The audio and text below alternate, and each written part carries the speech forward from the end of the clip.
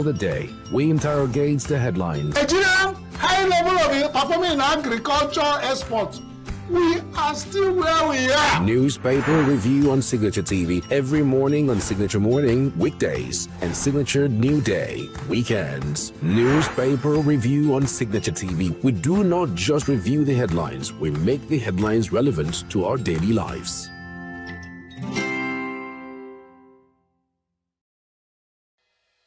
Health is more than a diagnosis. It's your lifestyle, your choices, and your future. Join us on Inside Health, your weekly deep dive into the stories, science, and solutions shaping your well-being. From expert interviews to real-life journeys of healing and hope, we cover it all. One of the complications of cancer management or treatment is they have some of them, at one point in time, you see them having anemia. Okay, so you see them at times being transfused. But at the same time, you come in with a diet. Nutrition, mental health, innovations in medicine, fitness, and everyday wellness. Whether you're managing a condition, staying informed, or just living your best life, Inside Health is your trusted guide. I'm Tigiti Agorum, and I'll be with you every week on Inside Health, only on Signature TV.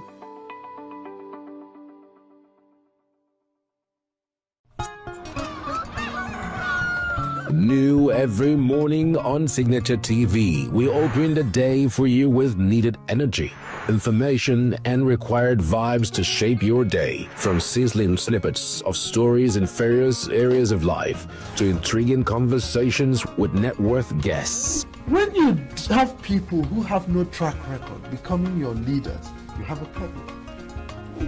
There is no outstanding gratuity when Obi took over from me. I left in all the accounts of Anambra State 13.8 billion for him. Your day cannot be complete without Signature Morning on weekdays and Signature New Day on weekends. There is no better way to start your day except Signature Morning and Signature New Day every day on Signature TV.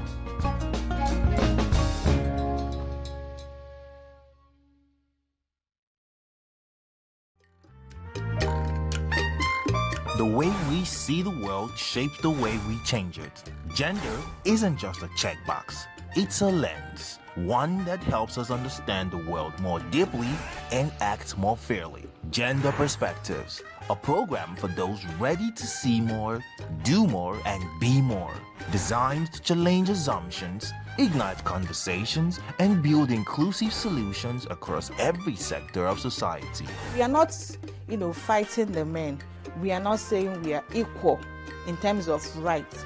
We're only asking they should recognize our existence. Join us on Gender Perspectives, showing every Saturday by 4 p.m. Repeat every Wednesdays by 5 p.m. and Thursdays by 3 p.m. Change begins with perspective. Let's widen yours.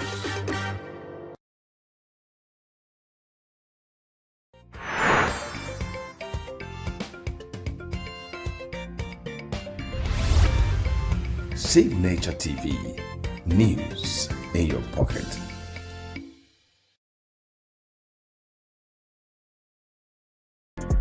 Get plugged into the heartbeat of entertainment on The Hub, your ultimate show on e-vibes.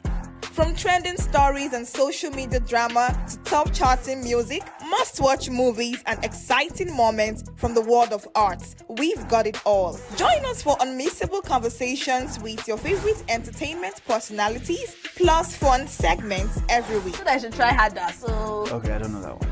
Outfit of the day. Oh, I don't do that. That's some Gen Z stuff. Oh, now you say it's a Gen Z stuff. It's everything you love about entertainment, served fresh every week at 1 p.m. with weekend repeats just in case you missed it. The Hub's on e-vibes, where the vibes never stop. Only on Signature TV.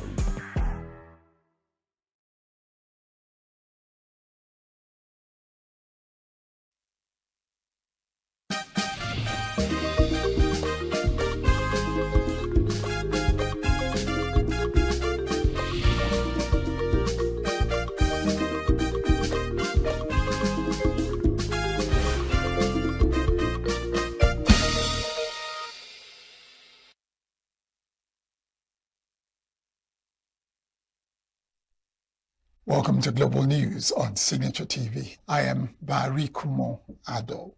In the headlines, federal government warns of high flood risk across 33 states and FCT in 2026.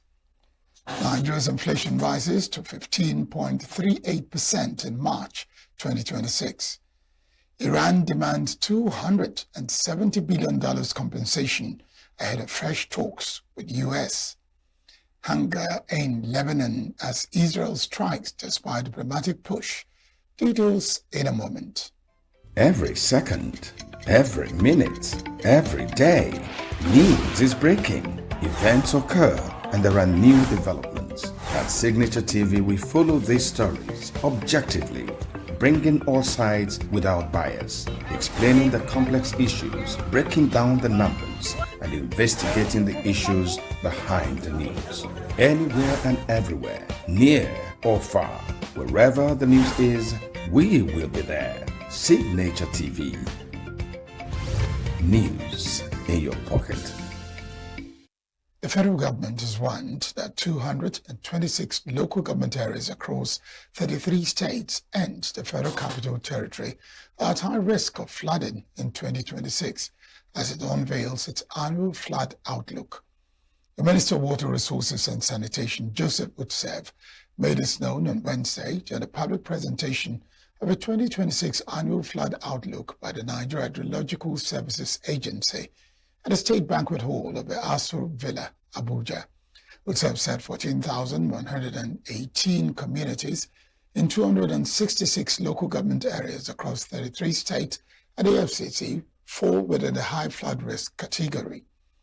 He listed the affected states to include Abia, Adamawa, Anambra, Bauchi, Bayelsa, Benue, Borno, Cross River, Delta, Ebonyi, Edo, Enugu, Gombe, Imo, Jigawa, Kaduna, Kano, Kebbi, Kogi, Kwara, Lagos, Nasarawa, Niger, Ogun, Ondo, Osun, Oyo, Plateau, Rivers, Sokoto, Taraba, Yobe, Zamfara, and the FCT.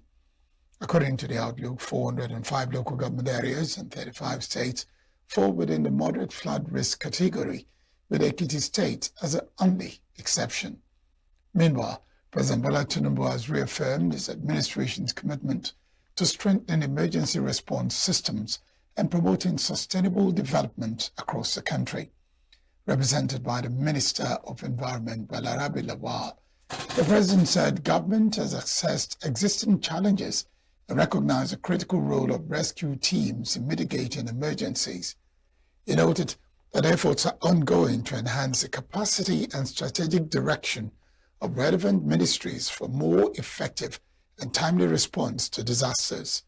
Tinubu also stressed the need for improved coordination, planning, and service delivery to build a more sustainable future.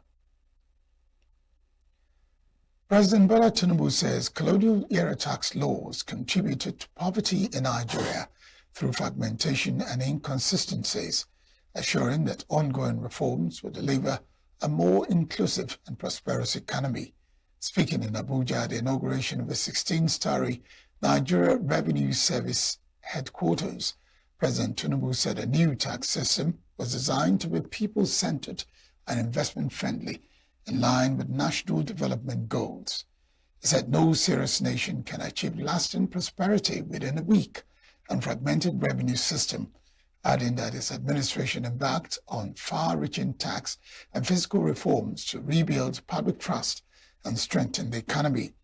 Tinubu explained that the new tax laws, which became fully operational in January, are aimed at liberating the economy from archaic systems and making it more globally competitive. Recalling his inauguration pledge, the President said his commitment to move Nigerians from uncertainty to renewed hope was a covenant with the people, more, not mere rhetorics. He commended the Executive Chairman of the NRS, Zach Adediji, for what he described as exceptional performance and the completion of the headquarters building, which houses over 3,000 staff alongside modern facilities, including a data processing center, clinic auditorium, training rooms, a gym, and a library. Tinubu also praised the Minister of State for Finance, Taiwo Yedele, for his role in modernizing colonial-era tax laws into a more simplified and understandable system. Senate President Godswill Akpabio and Speaker of the House of Representatives, Tajuddin Abbas, attended the event alongside governors, lawmakers, and private sector leaders. United Nigeria Airlines has grounded one of its CRJ-900 aircraft following a bed strike incident during landing of flight UN 0579 from Kano to Abuja. The airline confirmed that the incident occurred during the landing of flight UN 0579, which departed Malam Aminu Kano International Airport and was scheduled to land at Nnamdi Azikiwe International Airport, Abuja. In a statement, the company's public relations office said the affected aircraft had been immediately withdrawn from operations for comprehensive technical inspection and necessary maintenance before returning to service. The airline explained that the decision was taken in line with its safety standards, adding that some flights across its network may be affected as a result of a development. United Nigeria Airlines apologized to passengers for the disruption, stressing that safety remains its highest priority. The airline noted that this is the fifth bed strike involving its aircraft since January 2026, but said each incident has been handled in compliance with aviation safety regulations and established procedures. It reaffirmed its commitment to maintaining high safety and operational standards, as well as ensuring reliable service delivery to passengers. The Department of State Services has rearranged former Attorney General of the Federation, Abubakar Malami, and his son, Abdulaziz, before the Federal High Court in Abuja with an amended charge bordering on alleged terrorism and unlawful possession of firearms. At a resumed hearing before Justice Joyce Abdul Malik, DSS Counsellor Kinolu Kende informed the court that an amended charge had been filed to replace the earlier one on which the defendants were arraigned. He applied for the withdrawal of a previous charge and requested that the amended charge be read to the defendants for fresh pleas. Counsel to the defendant, Shaibu Arua, confirmed receipt of the amended charge and agreed that it be read to his clients. Abubakar Malami and his son are alleged to have, in December 2025, prepared to commit acts of terrorism by unlawfully in possession a Stam Magnum 17-0101 firearm, 16 live rounds of Red Star AA 520 cartridges, and 27 expended rounds. The amended charge also alleged that the duo conspired to commit acts of terrorism with Kebbi State, an offense said to be contrary to Sections 26 and 29 of the Terrorism Act 2022. When the charges were read, both defendants pleaded not guilty. The DSS counsel thereafter requested a trial date, while the defense did not oppose, but asked that the defendants remain on the bail earlier granted by the court. Justice Joyce Abdul Malik ruled that the defendants should continue on existing bail conditions, noting that they had complied with the terms. The matter was adjourned to May 26 and June 15 for trial. Stakeholders in Cross River State are calling for stricter enforcement of forestry laws, including jail terms to persons involved in illegal logging and other forest-related offences to protect the state's rapidly depleting forest reserves. The call was made during a one-day stakeholders engagement on forest conservation organised by the Cross River National Park Urban Division in partnership with Wildlife Conservation of Nigeria, host communities and civil society groups. State Conservator of Parks, CP Joseph Ntui, raised concerns over the continued depletion of forest reserves, blaming weak enforcement and illegal logging activities for environmental degradation. Ntui said some communities had granted access to mining companies but lacked control over the extent of operations, resulting in pollution and environmental damage. He noted that illegal activities such as logging, mining, poaching, and water pollution violate provisions of the National Park Service Act and contribute to global warming, soil erosion, diseases, and insecurity. According to him, 309 offenders have been arrested since he assumed office in November 2024, adding that about 90% of those arrested are not indigents of Cross River. He stressed the need for strong enforcement and prosecution of offenders to deter future violations.